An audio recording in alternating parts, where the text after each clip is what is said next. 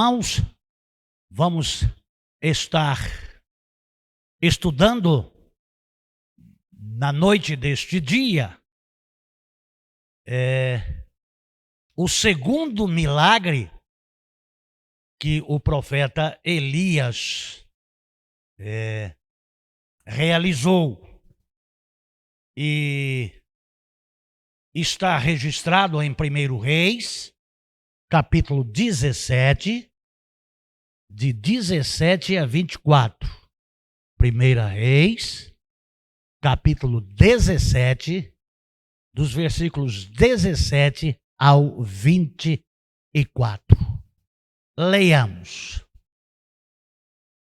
E depois destas coisas aconteceu que caiu doente o filho desta mulher, dona de casa, e a sua enfermidade era muito grave, que não ficou nele fôlego algum.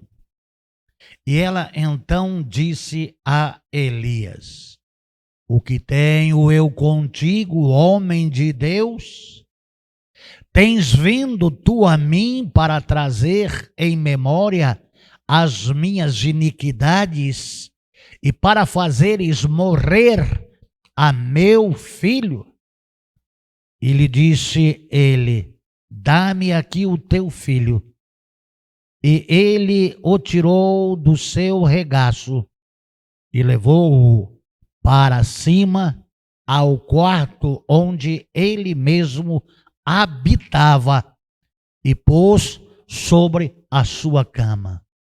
E clamando ao Senhor, disse: ó Senhor meu Deus, até a esta viúva em cuja casa eu estou hospedado afligiste, matando-lhe o seu filho. E se estendeu então sobre o menino 3 vezes e clamou ao Senhor, dizendo: ó Senhor meu Deus, rogo-te que devolvas a alma deste menino ao seu corpo. Ó Senhor meu Deus, rogo-te que devolvas a alma deste menino ao seu corpo. Ó Senhor meu Deus, rogo-te que devolvas a alma deste menino ao seu corpo. E o Senhor ouviu a voz de Elias, e a alma do menino voltou ao seu corpo e reviveu.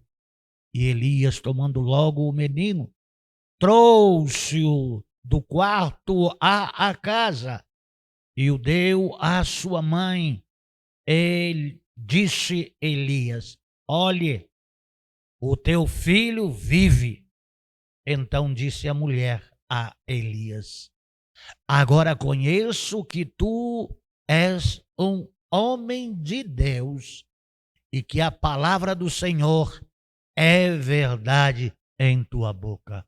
Ó Santo Deus, ó Deus poderoso, Criador dos céus e da terra, ó Deus tremendo, majestoso, que ouve as orações, ó Deus poderoso que chama homens para o seu serviço, para proclamar o teu nome, as tuas obras, os teus planos.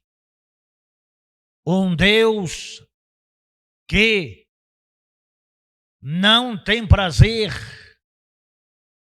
na morte do ímpio e não tem prazer em que o homem que te conhece adore Deus feito por mãos de homens.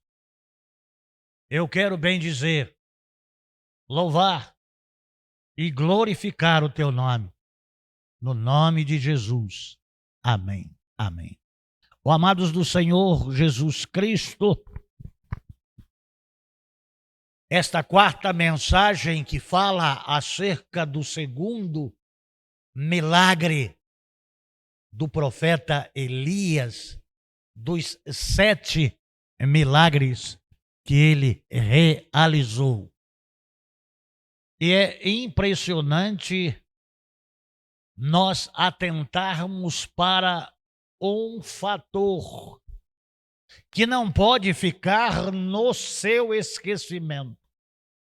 Porque em virtude daquilo que a palavra vai mostrando, das sequências que vem acontecendo, não nos esqueçamos que tudo isto está acontecendo no período de 3 anos e meio que o profeta disse ao rei Acabe que não choveria e nem cairia orvalho sobre a terra, por causa da transgressão do rei e da nação de Israel.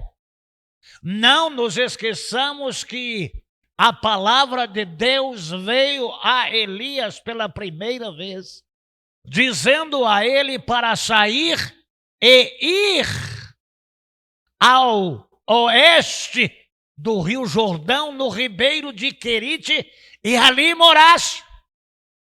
Não podemos nos esquecer que ali ele permanecera por 2 anos inteiros, bebendo água do ribeiro.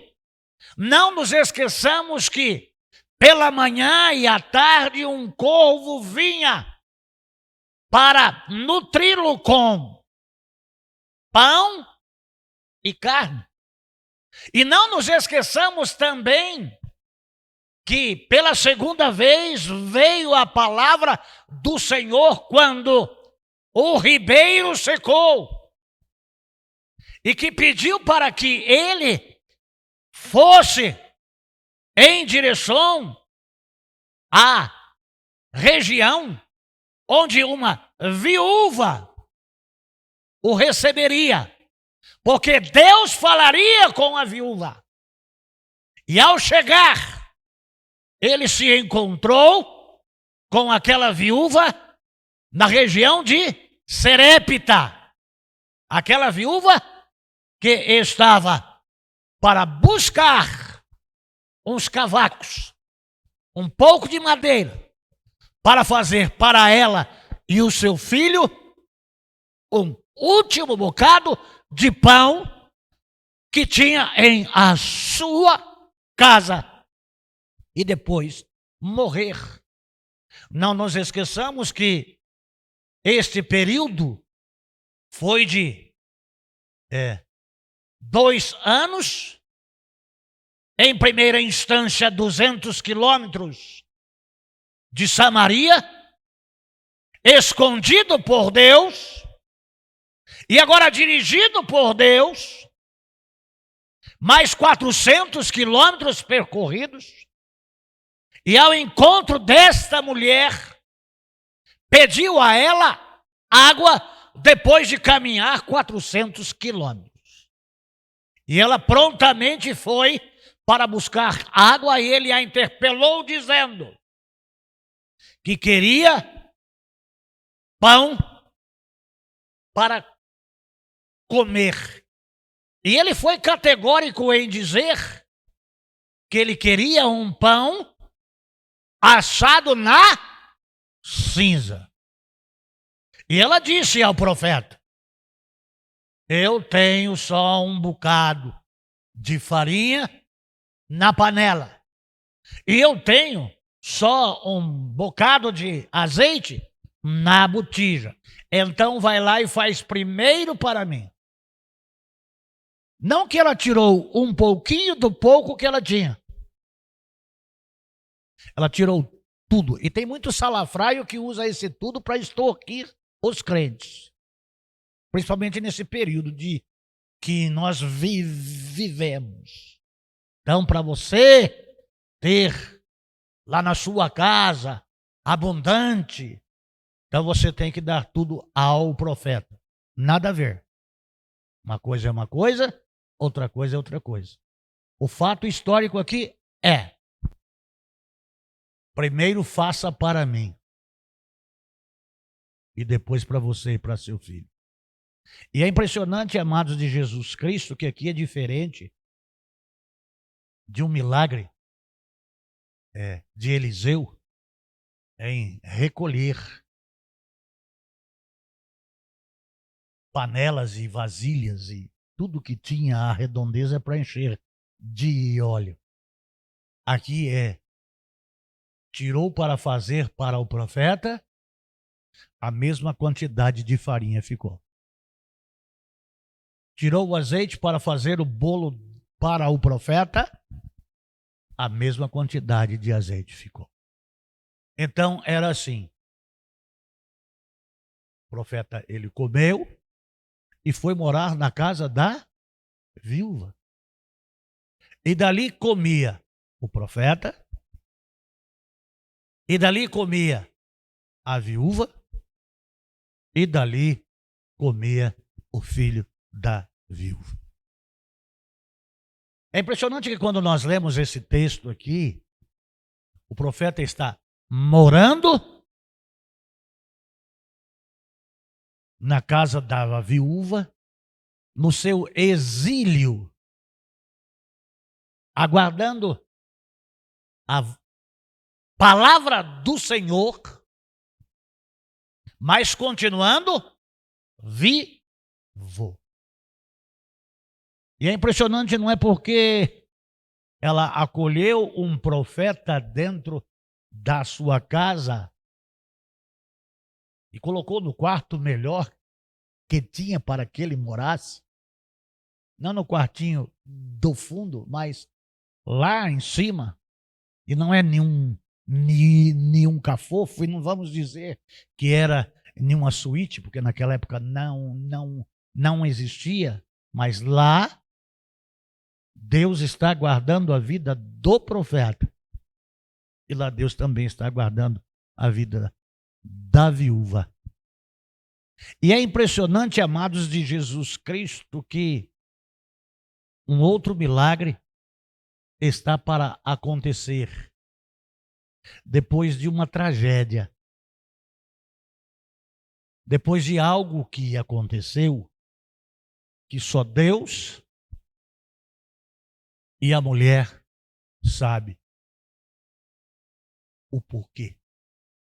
Não vamos aqui destruir a moral desta mulher, mas é uma mulher que prontamente atendeu o profeta e recebeu o profeta na qualidade de profeta, e recebendo a sua devida paga por ter recebido um profeta na qualidade de profeta, sem crer que de fato o profeta era um profeta de Deus. Mas como houve um milagre, e como ela continuou viva e se alimentando, ela continuou com o profeta dentro da casa. Não porque o profeta era aquilo que representava a sua alimentação, de maneira nenhuma. Porque na palavra do profeta, ele disse para ela: enquanto durar a seca, não vai faltar nem farinha na panela e nem azeite na botija. Se ela creu ou não, o texto da palavra de Deus, no final, vai dizer que há uma crença total de que de fato ele era profeta, e de que de fato a palavra que estava na boca dele não era dele, era de Deus. Precisou de passar por um aperto terrível. Dentro da casa já não tinha mais a fome, mas tinha o mínimo para a subsistência. Tem o mínimo para a subsistência na sua casa? Tendo o que comer e o que vestir, dá glória a Deus. Eu sei que nós somos cheios de vontades, mas há momentos, e nós estamos prestes a entrar em um período de fome na nossa nação, não está muito longe. Então, vai se acostumando com o pão nosso de cada dia. Aquela fartureira, aquela carnaiada, aquelas coisaradas, isso vai acabar. No nosso país, em pouco tempo, vocês vão ver isso acontecer. Então, amados do Senhor Jesus Cristo, o filho da mulher caiu doente. A culpa é do profeta? O filho da mulher caiu doente. A culpa é da mulher? Bom, mas aí vamos entender que era um período já de 2 anos e alguns dias, ou mês, ou meses, que ela vinha se alimentando muito pouco e a criança se alimentando muito pouco. Então, com a quantidade de alimento que uma criança ingere, pode trazer para ela saúde e força, ou doença e morte. O fato é de que o filho da mulher caiu doente. E aqui a palavra de Deus fala que nele não ficou fôlego algum. Mas aqui não está dando a um leitor leigo a compreensão de que aonde não há fôlego, não há vida. Porque enquanto Deus construía Adão do pó da terra, não tinha em Adão o fôlego da vida para que ele se tornasse uma alma vivente. O fôlego é o espírito de vida, que é o pneumatos, que é o soprar para dentro. Então Deus soprou na narina do homem e ele se tornou alma vivente. E esse menino é uma alma vivente que ficou sem fôlego. Se ficou sem fôlego, morreu. E aqui, qualquer pessoa pode ver que aonde não há fôlego, há instauração da morte. Há a aniquilação total de vida. E no desenrolar, a mulher que estava com o profeta na casa, que estava com a sua panela, com a mesma quantidade de farinha que tinha quando o profeta chegou, mas já tinha se alimentado dela muitas vezes, e já tinha ido fazer incursões e incursões para trazer gravetos e mais gravetos para acender o seu fogão. E está ela com o seu filho lá, vivendo daquilo que o Senhor providenciou. E aquilo que o Senhor Deus providencia é bênção para as nossas vidas. Tendo o que comer e o que beber, glorifique a Deus. A mulher se irou com o profeta. E aqui no versículo 18 ela faz trazer em memória dos pecados dela. E qual era o pecado daquela mulher? Só Deus e ela sabe. Mas ela culpou o profeta, que trouxe lembranças e sentimentos. Então ela vê que há uma punição de Deus na vida dela. E que Deus tira da vida dela aquilo que de mais precioso ela tinha. Não era a casa. Não era o quarto. Era o filho. De mais precioso a irmã tem? É o Levi. Não fica chateado, não. Já foi você. Mas depois que o Levi veio, você ficou em segundo plano. E se ficar só no Levi, é bom que fique só em segundo plano, porque eu fiquei em segundo, terceiro e quarto plano. Aí veio os netos. São quarto mais 7, eu estou no 12º plano já. Se chegar os bisnetos, e você vai indo, você vai indo. Cada vez mais na rabeira. Não é? É assim que funciona. Assim funciona as mulheres. A maior riqueza daquela mulher era o seu filho. E agora ela está pobre. Porque ela não tem mais o seu filho. Então ela reclama para o profeta ter trazido a sua memória. E aí a gente, se você quiser, nos desejos, né? Vai entrando. Se quiser viajar, pode. Você vai prestar conta com Deus. Aqui vem um outro pedido de Elias para a mulher. São só 2 pedidos.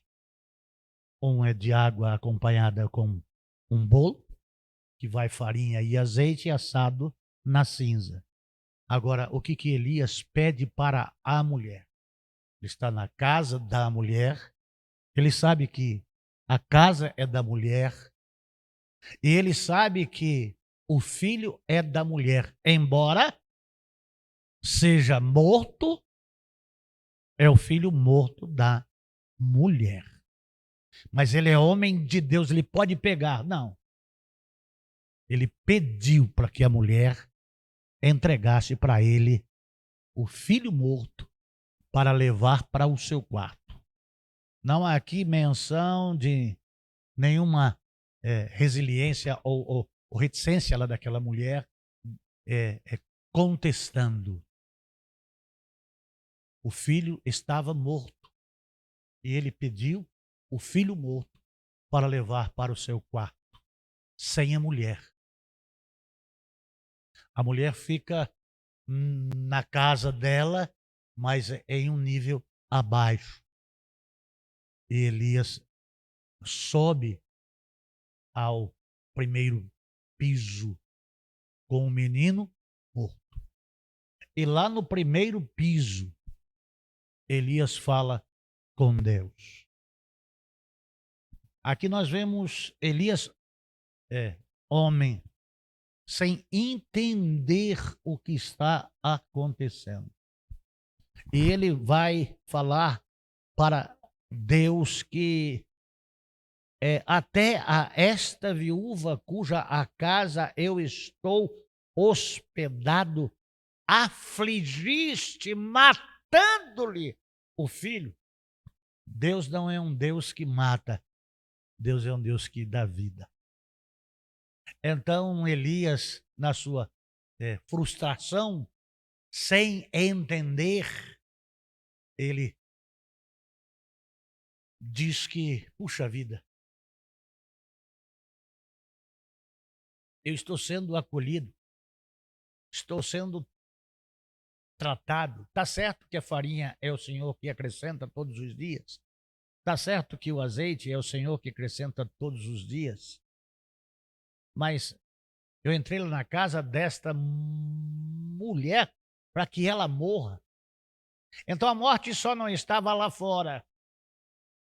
Porque a morte lá fora está acontecendo em homem velho, homem novo, mulher velha, mulher nova, jovem, adolescente, junior, criança, neném, recém-nascido, de toda a sorte de animal que há sobre a face da terra, aves, peixes, estão todos morrendo.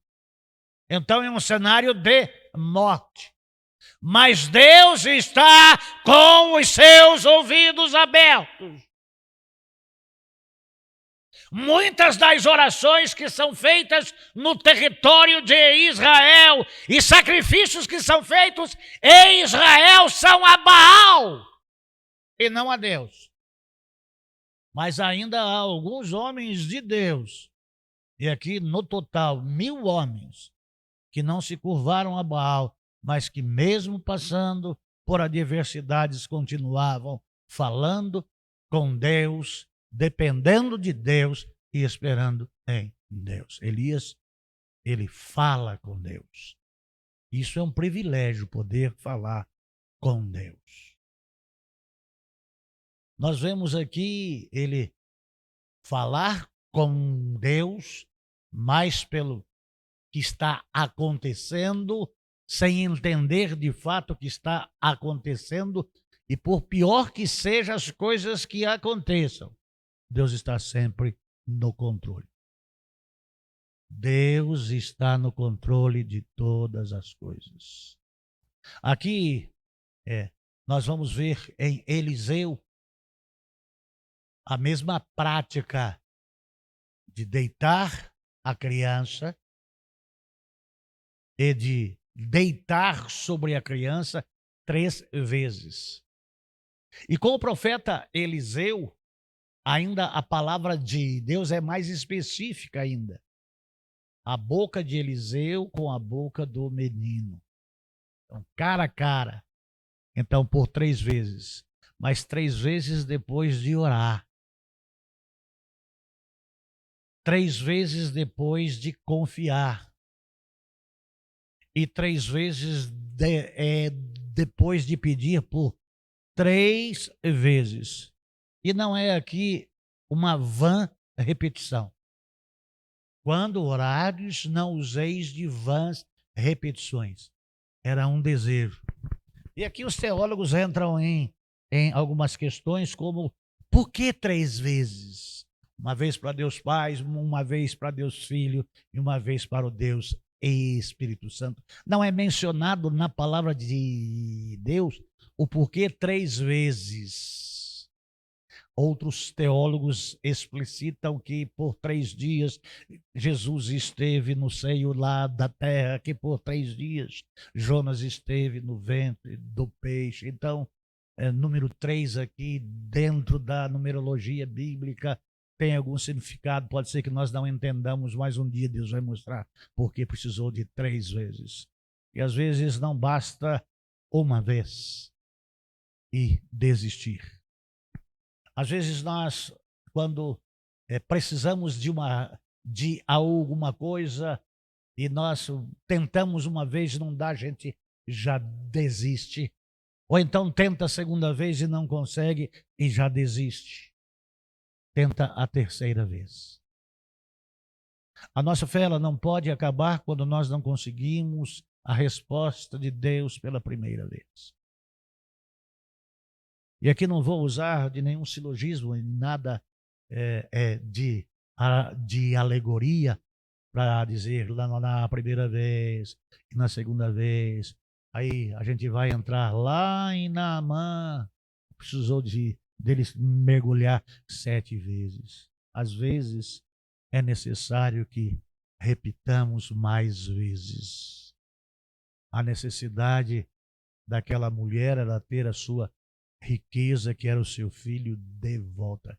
E é impressionante de que aqui tem uma outra coisa que contraria o que os judeus criam.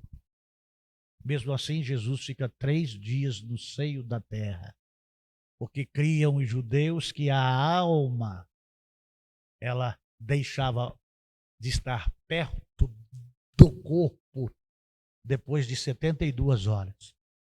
E aqui a criança morreu, a mãe percebeu, Elias soube, ela reclamou a Elias, que foi, constatou, pediu para que levasse o corpo para cima,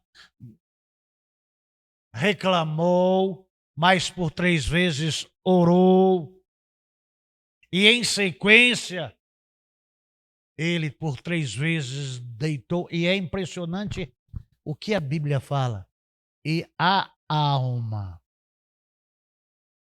voltou para o corpo e o menino reviveu. Sem alma não tem vida. Sem alma não tem espírito. Sem alma não tem fôlego. É Deus que dá o fôlego da vida para que o homem se torne alma vivente. Aqueles que não creem. E aqui nós estamos agora com essa mensagem gravada e que vai chegar ao ouvido de inúmeras pessoas. E muitas delas céticas, incrédulas. Ceticismo é incredulidade, tá? Então, que descaba não, mundão, morreu, acabou. Se acabou, a Bíblia está mentindo, relatando de que quando Elias orou 3 vezes, pediu o menino para a sua mãe e levou para o seu quarto, e depois da oração, deitou sobre ele 3 vezes, e a alma voltou e entrou no menino, e o menino reviveu.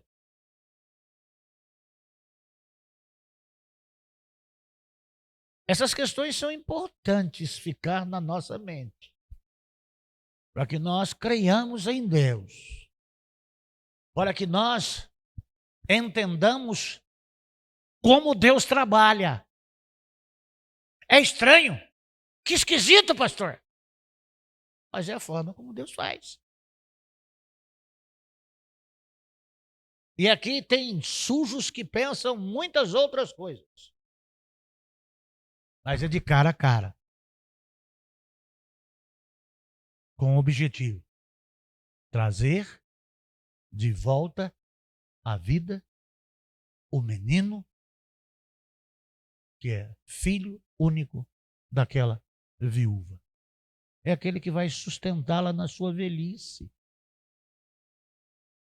E é impressionante, amados de Jesus Cristo, a primeira coisa que Elias fez quando o menino reviveu é imediatamente.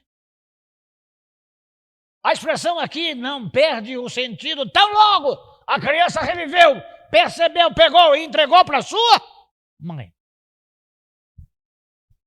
E é impressionante, amados do Senhor Jesus Cristo, é de que Elias disse para a mulher: olhe, o teu filho vive. Então, disse a mulher a Elias: agora eu vejo, reconheço, conheço que tu és homem de Deus. Mas antes ela não conhecia?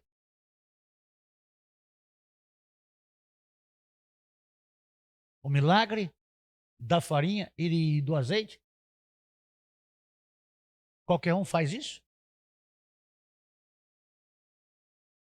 Falar o que ele fala, o juízo que ele traz, tudo aquilo que ele já viveu, ainda tem. Será que é mesmo? Porque essas questões, elas são assim, né? Eu estou aqui há quase 25 anos e tem gente ainda que se pergunta: será que o pastor Sérgio é homem de Deus mesmo? Pode ser que eu fique mais 30 e ainda tenha dúvida lá no seu coração. E quantas coisas Deus já operou aqui. Quantas coisas Deus já fez. A mulher, ela disse: agora, passado todas essas coisas, será que você precisa passar por algumas coisas para ver que Deus fala? Para Deus mostrar que Ele é Deus? Porque às vezes as pessoas querem que Deus mostre que Ele é Deus. Se o Senhor é Deus mesmo, se o Senhor existe mesmo, então o Senhor faz isso. Amados de Jesus Cristo, não é tudo que você pensa e quer que Deus se manifesta para provar que Ele é Deus. É impressionante que aqui a mulher diz: agora sei que você é homem de Deus e tudo que você fala é verdade, porque Deus está na sua boca. Por que não creu nisso antes? Que precisou perder o filho, que precisou perder o que de melhor tinha, para que naquela crise terrível que existia dentro da casa dela, ela, o profeta, o filho, a panela, a botija, o quarto e Deus presente. Amados de Jesus Cristo, com todas essas coisas acontecendo à nossa volta, Deus está conosco todos os dias da nossa vida. Mesmo acontecendo coisas assim como doença, mesmo acontecendo coisas como morte, Deus está presente. Ele diz: eu nunca te deixarei, eu nunca, jamais te abandonarei. O pão nosso de cada dia nos dá hoje. Fui moço, agora sou velho.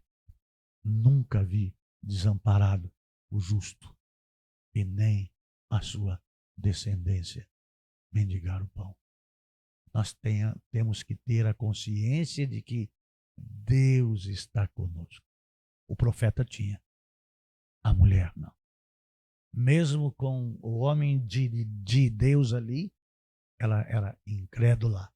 Mesmo vendo os milagres de Deus na vida dela e na casa dela, ela duvidava de Deus e duvidava do homem de Deus. Precisou passar por um processo muito mais dolorido, muito mais difícil, para que de fato ela pudesse crer que o que estava acontecendo na vida dela era Deus na vida do profeta. No domingo pela manhã, nós vamos estudar a terceira vez que Deus fala com Elias. Então ele ficou 2 anos naquele riacho, e ele ficou mais um ano, quase 1 ano e meio ali, na casa da sunamita, e ele vai sair. O profeta vai sair da casa da viúva de Serepta, não é sunamita não, Serepta. É 2 viúvas, é 2 profetas, um tem a porção dobrada. Se um operou 7 milagres, o outro vai operar 14. Então é muita informação, mas é Serepta. O profeta vai sair, mas a farinha não. O profeta vai sair, mas o azeite não.